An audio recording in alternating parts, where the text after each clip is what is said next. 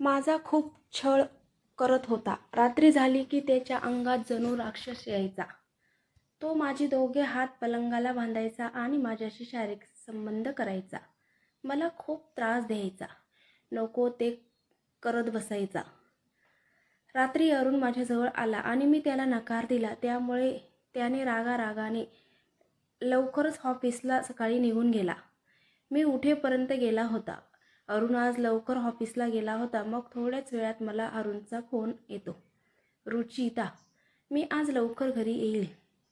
तू आज पूर्णपणे रेडी राहा आणि सकाळी साफसफाई करून ठेव.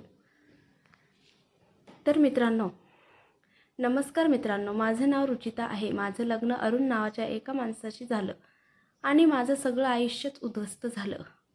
अरुण एका चांगल्या कंपनीत जॉबला होता. त्याचं आणि माझं लग्न 2014मध्ये झालं. त्याच्या आई वडील गावी असायचे. पुण्याच्या अलीकडे छोट्याशा खेडेगावात असायचे. अरुण आणि माझं लग्न झालं. अरुण मुंबईला शिफ्ट झाला, नोकरीला होता आणि मीही तिकडे शिफ्ट झाले.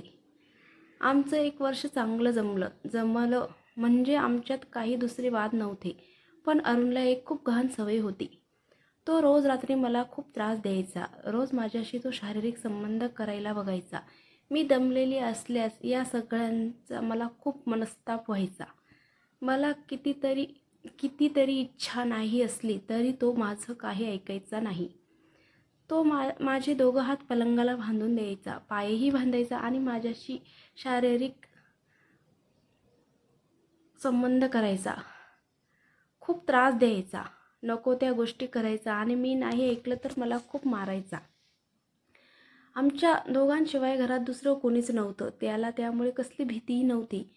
या सगळ्याचा मला खूप कंटाळा आला होता. असं वाटायचं कोणीतरी माझा रेप करत आहे असं वाटत होतं. तो रोज सारखाच आज पण ऑफिसहून आलेला होता. आल्यानंतर तो लगेच बेडरूममध्ये गेला आणि मला आवाज देऊ लागला. रुची रुची म्हणून मला आवाज द्यायला लागला. मनात धडकी भरली. याने मला का आवाज दिला? मी गेले तर तो बेडवर पसरलेला होता. त्याने मला सांगितलं, दरवाजा बंद कर. मी त्याच्याजवळ गेले आणि त्याने माझा छळ करायला रात्रीचे 9 वाजले होते. मी त्याला सांगितलं, आणि चल माझ्याजवळ, आज मला बरं नाही. मी त्याला सांगितलं, मला आपण जेवण करूया आधी, आज राहू दे जेवण वगैरे. त्याला एकदमच झटक्यात राग आला आणि मला पकडलं आणि बाजूला फेकून दिलं. गोधडी अंगावर घेतली आणि झोपून गेला. ती रात्र माझी सुटका झाली याचा मला आनंद होता. पण जेवढा आनंद मला झालेला होता त्याच्या डबल पटीने त्याला राग आलेला असेल याची भीती माझ्या मनात होती. पण नाही, मला वाटलं याला सकाळी सकाळी समजून देईल, सगळं ठीक होऊन जाईल. पण कोण काय कुणास काय माहीत आणि काय ठाऊक मला. माझे डोळे लागले आणि सकाळी डायरेक्ट 8ला उठले. तर आज ऑफिसला निघून गेलेला होता अरुण आणि मी विचार करत होते की तो घरी आल्यावर याचं काय रिप्लेशन दे असणार. तेवढा फोन वाजला आणि तो दुसरा तिसरा कोणाचा नव्हता, अरुणचाच होता. ए बघ रुची, मी आज लवकर घरी येणार आहे, तर तू आवरून ठेव आणि रेडी राहा. रात्रीसारखी काही नाटकं मला चालणार नाही आणि एकदम साफसूत्र राहा, समजलं? हे सगळं ऐकलं आणि माझ्या पायाखालची जमीन सरकून गेली. आता हा राक्षस घरी आल्यावर माझं काय हाल करतो याच्यावरच मी विचार करत होते. पण नाही, मी आता निर्णय घेतलेला होता. मी हे सगळं सहन करणार नाही. या वेदना मी सहन करू शकत नाही. मी असं पुढं जगू शकत नाही. मी आता इथून डायरेक्ट पोलीस स्टेशनला जाण्याचा विचार करत होती. त्याच्यावर केस करणार होती आणि जाणारच होती. तेवढ्या दरवाजाची डोरबेल वाजली आणि दरवाजा